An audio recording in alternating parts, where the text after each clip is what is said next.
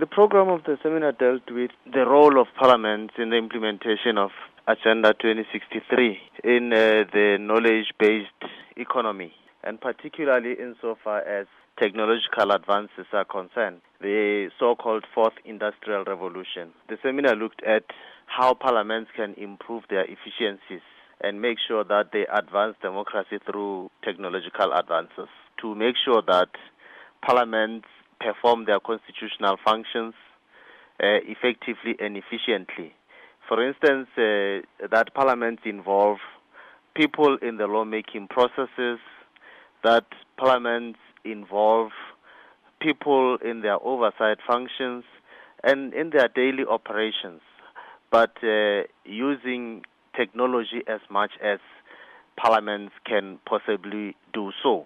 For instance, your constituency is 1,200 kilometers, for instance. Would it be necessary for you to travel to Windhoek in order to participate in the proceedings of Parliament? Or whether people should travel 1,200 kilometers to come and participate in the proceedings of Parliament in Windhoek, instead of using technology to connect with people wherever they are to participate in the proceedings and observe the processes and proceedings of Parliament. One of the table's key objective is to build capacity for members of the society in order to support parliaments or legislatures to deliver on their mandate.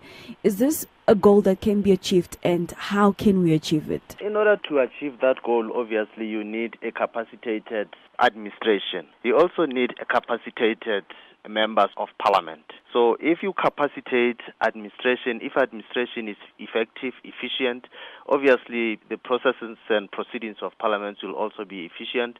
Members will also be efficient.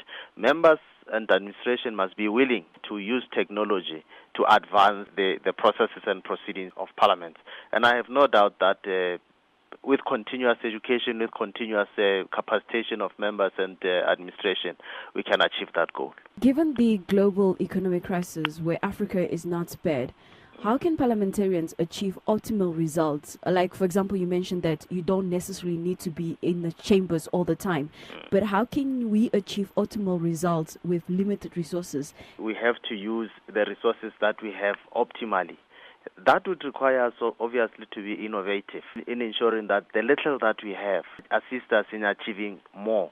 And with technological advances, obviously, as I've indicated, if you are no longer required to travel long distances, but you can use technology, obviously that will result in the saving of some money for the purposes of other matters that Parliament would want to engage on. Obviously, the resources are limited. Parliaments are not well funded. So the little that we have to make sure that we utilize it effectively and efficiently. Talking about this technology, mindful of the fact that, of course, not everybody who can afford technology, who can afford data, for instance, who can afford airtime. So parliaments must also make sure that when they pass in laws, they make sure that, for instance, the cost of data is reduced. Parliamentarians received tabs. The main opposition party actually gave back the tabs because they felt that it could also impede on the security, the state security. What would you say on this when it comes to the usage of technology to perform your duties, as well as the fear of somebody actually hacking into your computer or your tablet and get information from it? Obviously, every system is susceptible to attack. So we will have to make sure that we protect our systems as much as we possibly can. We have to erect firewalls to make sure that our systems are secured and that members of parliament can be secure in the sense that they know that when they are using that technology, although it can be hit by a crisis, it can be hacked into, but they must be secured that reasonably the system is protected. What are some of the recommendations and interventions, as well as how are we going to implement these recommendations? We spoke about capacity building. So we should have capacity building programs for both administration and members. We'll have to make sure that the institutions are equipped, to make sure that members do have equipment, that, for instance, our chambers are equipped with technology, and that members of the public are aware of the technology that we have that they can use in order to access the business of Parliament. The seminar has concluded. Would you say that it was successful? Indeed, it was a resounding success, and I must take this opportunity once again to thank the National Council of Namibia the Secretary to the National Council of Namibia, as well as the Secretary to the National Assembly and their staff. They indeed assist us in making sure that the seminar is a resounding success.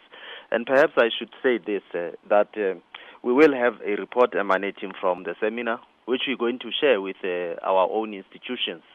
We're going to send that report to all the institutions so that it can be implemented and continuously follow up on the implementation of the recommendations of the seminar.